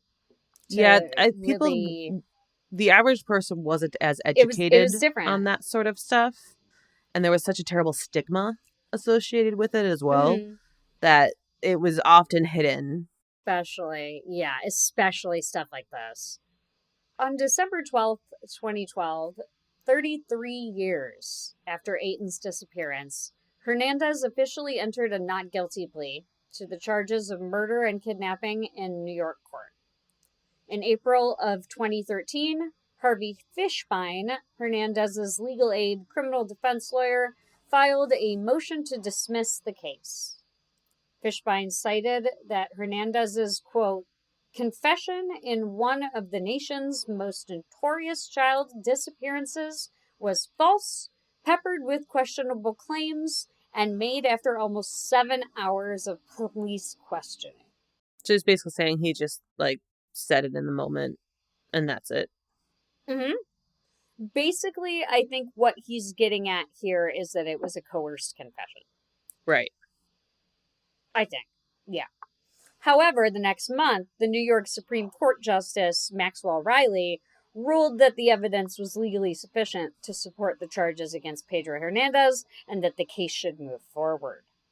He also ordered a hearing to determine whether the defendant's statements could be used at trial. Because, and you're going to groan and I'm going to groan and everything is going to groan because there is a problem. In September of 2014, so we're just jumping years. I don't like how you're setting this up right now. I don't want a problem. In September 2014, 2 years later, a hearing was conducted to determine whether Hernandez's statements were made before the police had read him the Miranda rights and were legally admissible. I see what you're saying. I hate that. And you're right. I did groan. We hate it. No. We hate it. And their defense hinged upon whether Hernandez felt free to leave during the time before which he was Mirandized. This is the same exact thing I was angry about in the Tylenol murders with the murder of Raymond West. This is the same exact thing. Yep. Because, so according to the defense, it's 7 hours of police questioning. And did Hernandez feel free to leave during that time? Because technically, legally, he would have been able to. Right. And he had not yet been Mirandized. This hearing also sought to determine whether Hernandez understood the significance of his Miranda rights and if he was competent to waive them when he did so. So that's a more difficult argument to defend. Right. Exactly. So I'm just going to unpack that sentence really quick. In my research, I found this out, that he waived his Miranda rights. So he did. But they're trying to decide, is he competent to be able to make that decision? And they also have strong proof that he has a low IQ consistent with someone with an intellectual disability that may do it. Yeah, and it's they're going to look at things like his potential medications. It sure sounds like he's not on any. But that's the sort of stuff they would look at to see if he was in the right sound in mind at that moment to waive his Miranda rights. Right. And this is important because it would decide whether any statements made after that point were legally admissible at trial. Sam, as I know you know, and a lot of our listeners know this. And so there's no question that Hernandez admitted to killing Etan. Mm-hmm. The court is just hearing whether these statements made could be included at all or would be struck completely from the record. If struck, the jury would not be able to hear any of Hernandez's confessions, which could have resulted in the consequences that we see. Well, his confessions or any potential evidence that would come directly from those confessions, which doesn't really sound like there was necessarily a lot. The confessions were kind of like the smoking gun here, but like if there was something that they found directly in response to those confessions, that would also be thrown out, which is a big deal. Right. Yes. So we're looking at huge changes to what the jury could be hearing based on this trial. And the truth or falsehoods of the statements Hernandez made was not at issue. Rather, the issue is of the statement's truthfulness to be discussed at the trial, which would begin on January 5th, 2015. Wow, it's so long after. I know. So we're all the way at 2015. As the trial was underway, Hernandez's defense claimed that with Jose Ramos's alleged confession, and they highlighted his history of molesting children, portraying him as a more plausible suspect than their client, Hernandez. The defense also had the jury watch a videotaped interview of Ramos following his arrest in 1982, where he said that his girlfriend used to take care of Patz, but that he had never met him. So, more inconsistencies from Ramos on how or if he even knew Etan. However, Ramos is not on trial here. Hernandez is. Yeah, but that's a good tactic to put reasonable doubt. It is. Because there's a lot of weird things with Ramos. And there is the possibility that he could have done this, but there's also the possibility he's just kind of a coincidence who happened to also be in Etan's life in some way, shape, or form. Yeah, exactly. But be that as it may, Hernandez is on trial. And surprisingly, in this case, Grebois testifies for the defense, seemingly still stuck in tunnel vision on Ramos being the perpetrator. See, I don't like that. That makes me uncomfortable. Me too. Like I was defending him earlier, thinking that like, okay, I totally understand where you're coming from. I wish you looked other places, but I get it.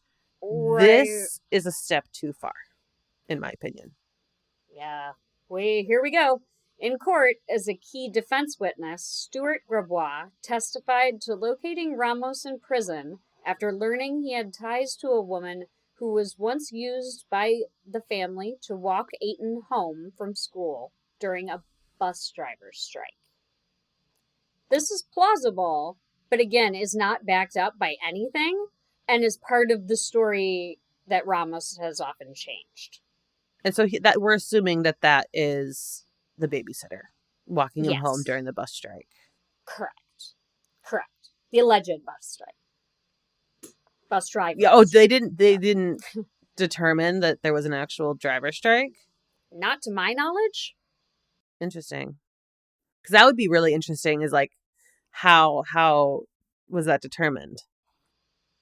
Yeah, it's like I said, it's plausible there was a school bus driver strike and she had to walk him home. But again, the only thing we have to go on is that Ramos said that's what happened.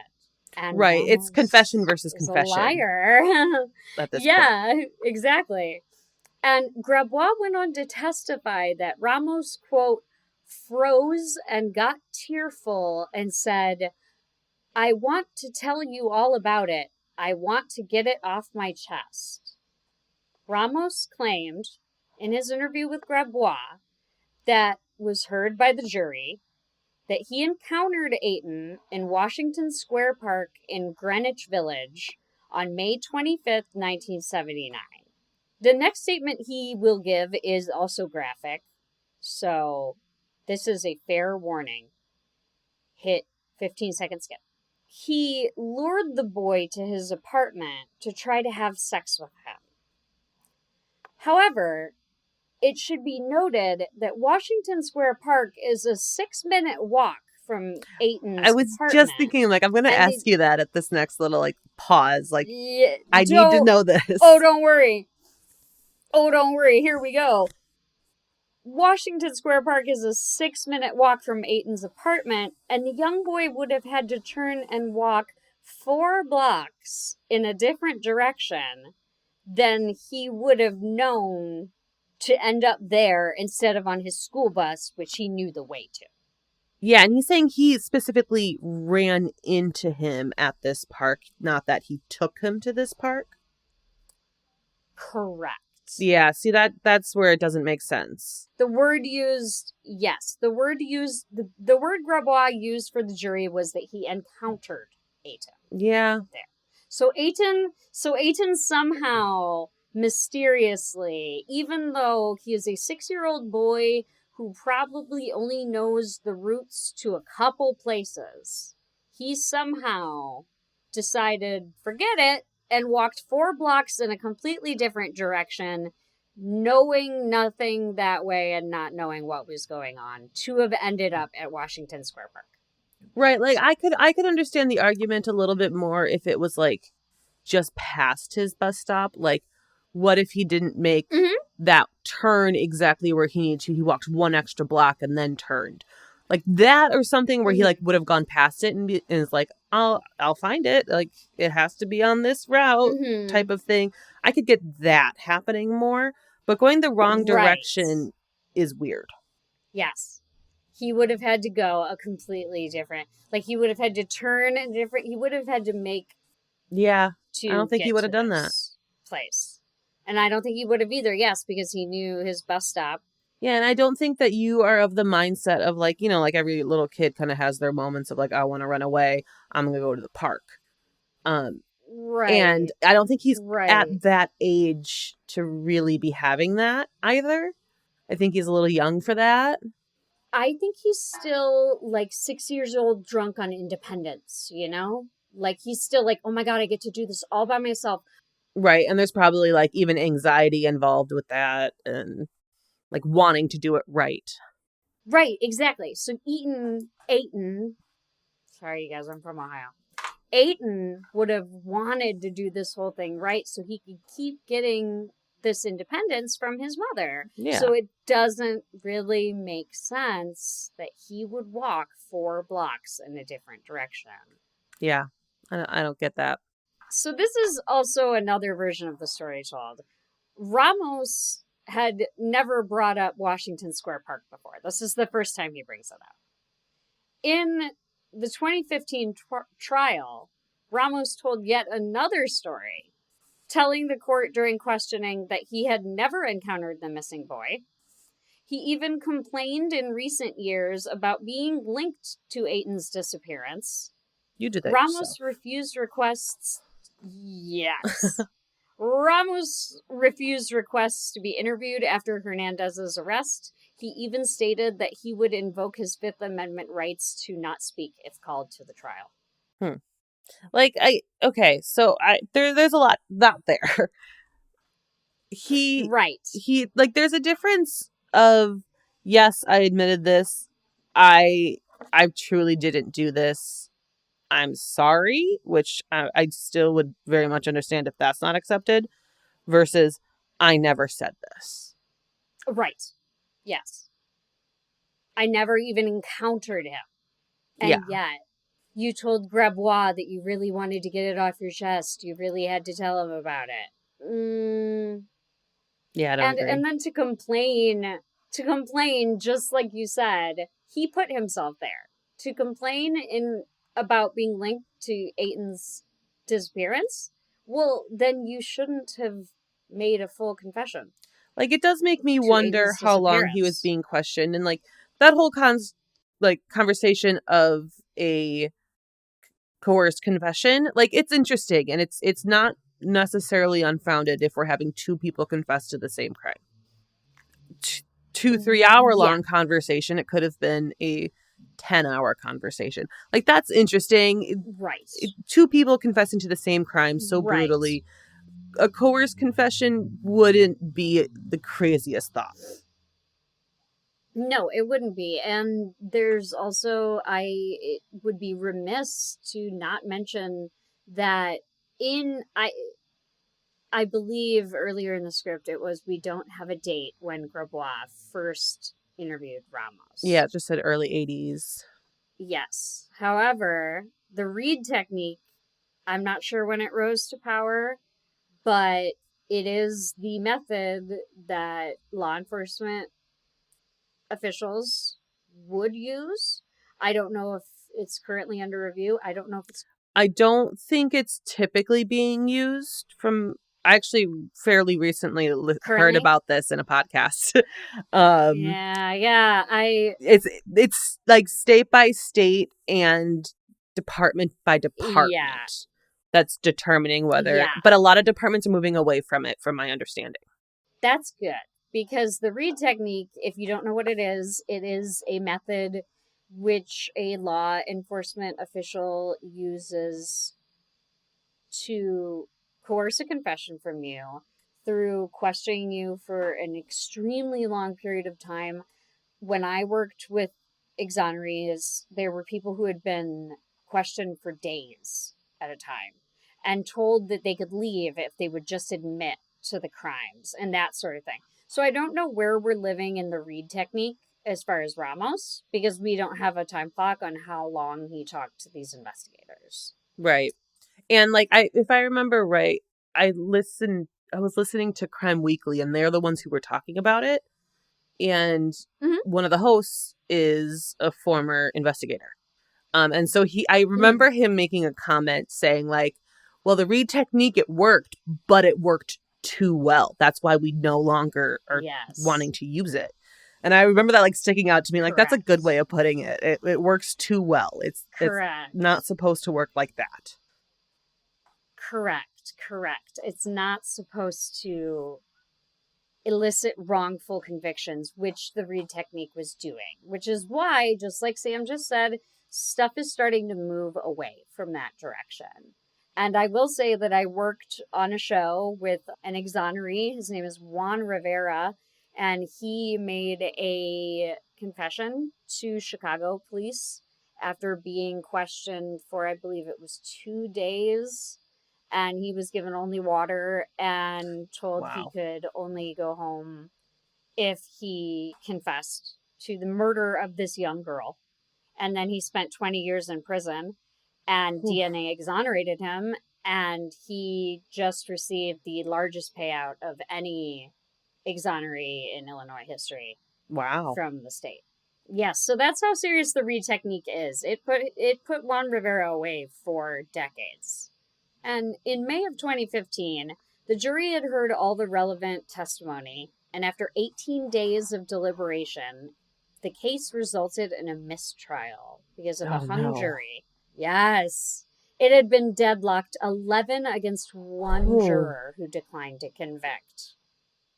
11 against 1 who declined to convict. I'd really want to hear that one person's argument. Like, I'd be curious why they're so strong on it. Hold on. Oh, okay. Hold on. The jurors stated that they had been persuaded by defense arguments that Hernandez had mental problems and called his admissions into question, and that another suspect could have been the killer. That was the jurors' reason. The Patz's pain has now been prolonged 36 years. They had been suspected themselves, heard stories from many possible suspects, and were still no closer to finding out what happened to their son. But all of that was about to change, as on October 19th, 2016, a retrial began in New York City court. Etan's remains were tragically never found, and prosecutors had no scientific evidence from crime scenes to corroborate their arguments. But the prosecution team, led by 2 veteran assistant district attorneys, Joan Uzzi and Joel J. Seidman, relied on Mr. Hernandez's own words to build their case, pulling from the detailed confessions he gave to the authorities around the time of his arrest and to mental health experts who evaluated him later. Mr. Hernandez told investigators he had led the boy to the basement and started to choke him. He said he put the boy into a plastic bag and put the bag into a box that he left with garbage nearby. So I'm not crazy. I did write that. He said, this is, okay, everybody, this is dark. He said he believed the child was still alive when he left him. Oh, no. Yeah, I don't know if he was trying to reassure himself after his horrific crime, but I feel it's even worse if Etan was still alive when this man left him for dead. Well, and that also comes into the whole argument of no one reported he was at school to make that phone call. Like, time is of the essence in that moment. Like, you need to move as fast as physically possible if there's any potential that he could have been found alive. Exactly. As part of Hernandez's confession, he also signed a missing poster showing Etan, confirming to investigators that he was the boy he had attacked. Quote, "I just couldn't let go," he said in one of the interviews. "I felt like something just took over me," end quote. Oh. Yeah. He did not offer a motive and said that he had not sexually abused Etan or any other child. But in closing arguments, the prosecution argued otherwise, saying that sexual abuse was a probable reason for the attack. Yeah, I think that's going back to statistics, but it doesn't necessarily mean that it was. Right. Like, I hope it wasn't. I hope that wasn't also a factor. Oh, God. Yeah, me too. Because again, these poor people, it's been so long. And the defense is attempting to undermine the credibility of his confessions, saying he was the only witness against himself, and an unreliable one at that. They again addressed Hernandez's low IQ and personality disorder. They said this disorder made it difficult for him to distinguish between reality and fantasy. The defense contended that the admissions reflected a fiction that he had concocted. They also brought forward that he had been susceptible to pressure by detectives and highlighted long interrogation time in him as well. Prosecutors portrayed Hernandez as mercurial and controlling, yet deeply religious and desperate to unburden himself of the guilt he felt for attacking Etan. To support their argument, the prosecution called witnesses who testified about Hernandez making admissions over the years, including various details about killing a child in New York City.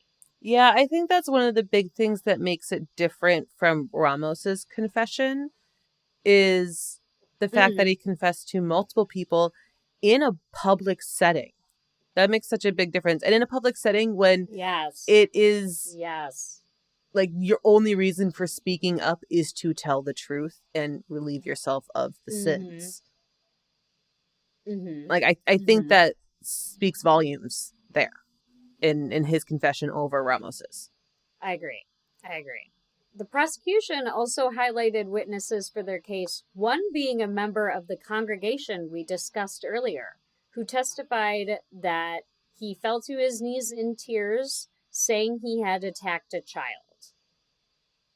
Hernandez's ex-wife, with whom he had an acrimonious relationship, also spoke for the prosecution and recalled how he had pulled her aside before they were married and told her he had killed a, quote, muchacho, which she inferred to be a teenage boy. And he's just confessing to multiple people. And these sound like emotional confessions as well. This isn't bragging. This isn't anything like that. He thinks he's really being absolved of this crime by confessing. Yeah, that's what he's trying to do more than anything. It's just absolve himself. That's why he's catching his wife before they're married. That's why he's doing it in the church. He's trying to absolve himself. So there's guilt there, but you still did it. Mm-hmm. Right. There's guilt and shame there, but that's a different matter altogether. And Hernandez's ex-wife further testified that after they were married, she found an image of Etan taken from one of the missing posters in a box in his closet. Oh, wow. Yeah. Prosecutors also brought forward another point, saying soon after Etan's disappearance, possibly within days, Hernandez had returned to New Jersey from the city and taken a job at a dress factory. So he was officially living in New York at the time. He just wasn't visiting from New Jersey at that point? Yes, yeah. He was from New Jersey originally, living in New York, and then after Etan's disappearance, he is all of a sudden in New Jersey. Yeah, so it's like what prompted his move? Could it have potentially been Etan's abduction and murder?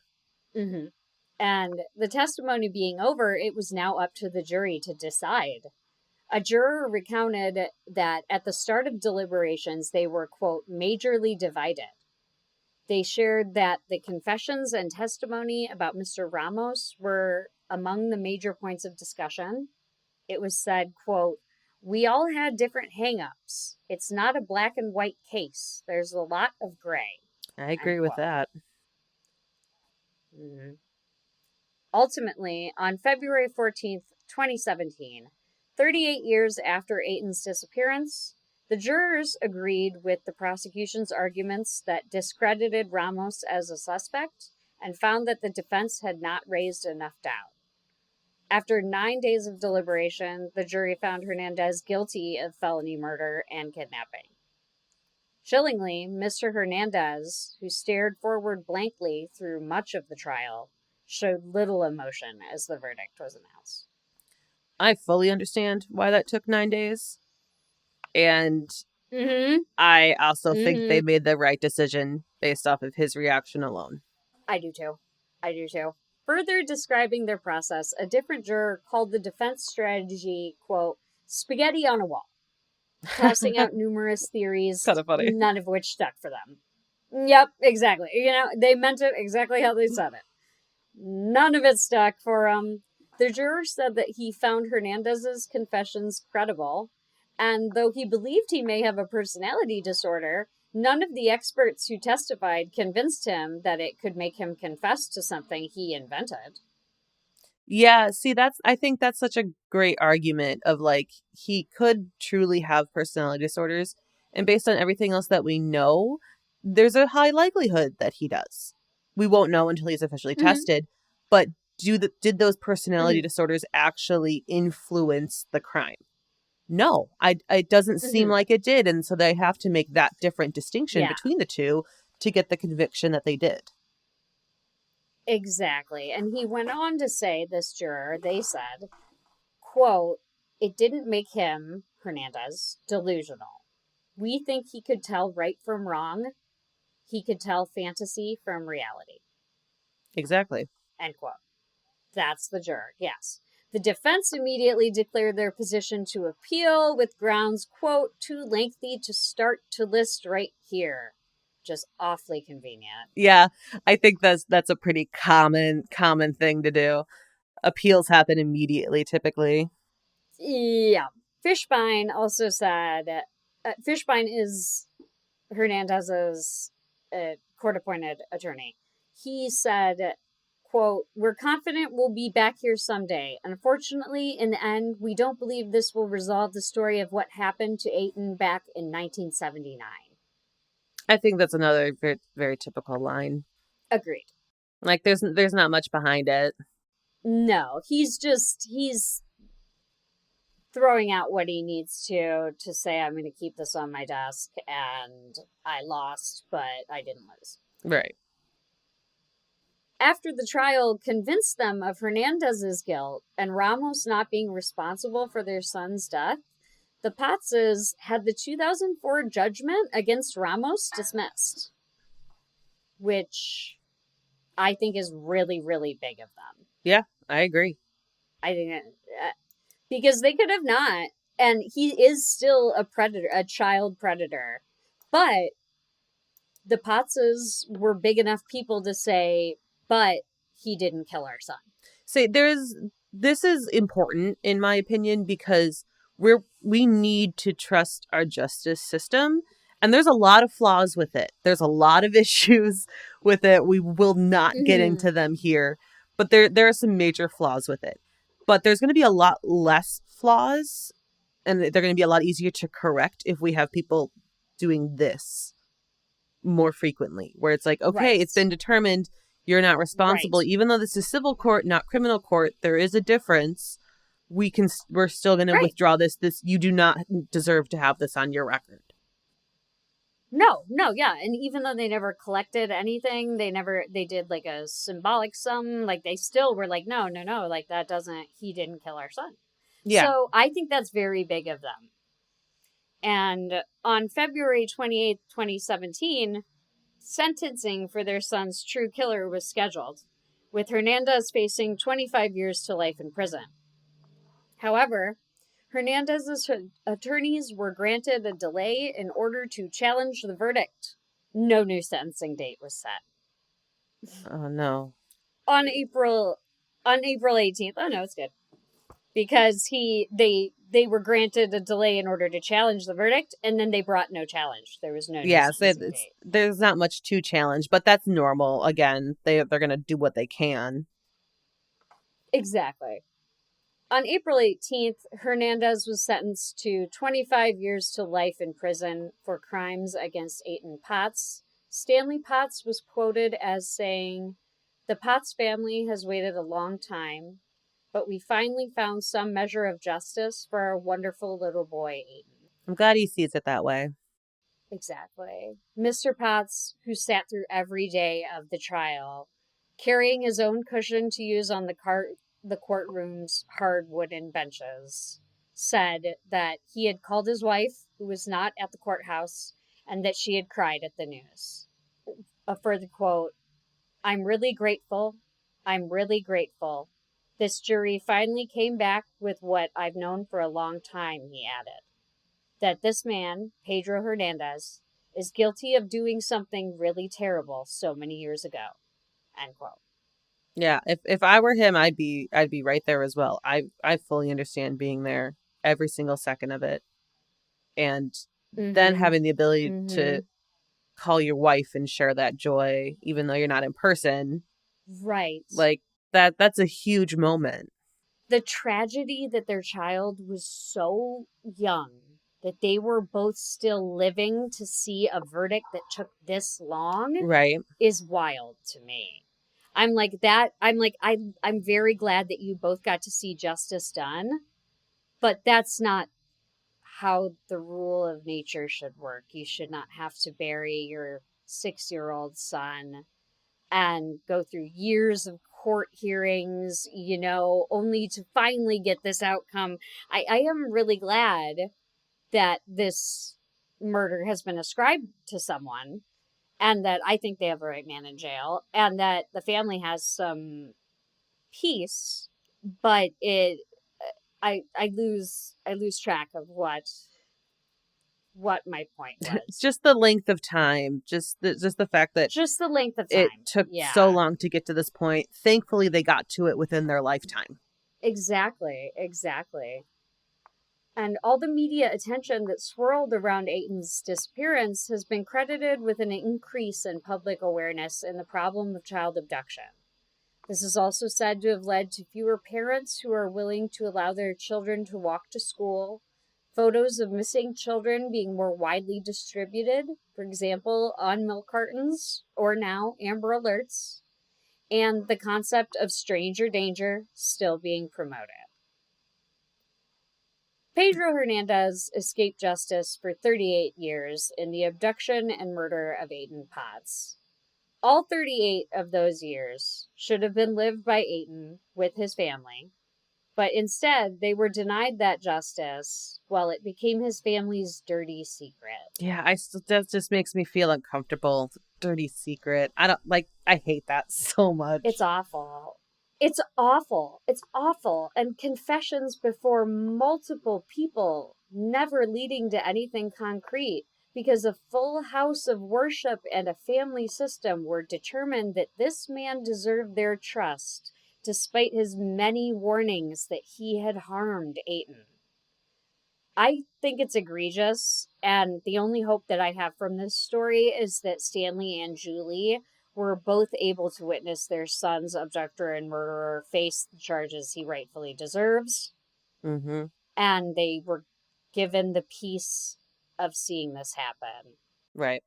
That's the story of the boy on the milk carton who was a beloved son named Etan Patz. Any final thoughts on this one, Sam? One thing that I find interesting as well with this is the person who reported him was his brother-in-law. Yes. He was married into the family. So it was like his whole family truly was just keeping this a secret, and it took somebody from outside. Correct. That blows my mind. Correct. And I had this thought earlier and then lost it in the conversation. I'm like, I have to say this. No.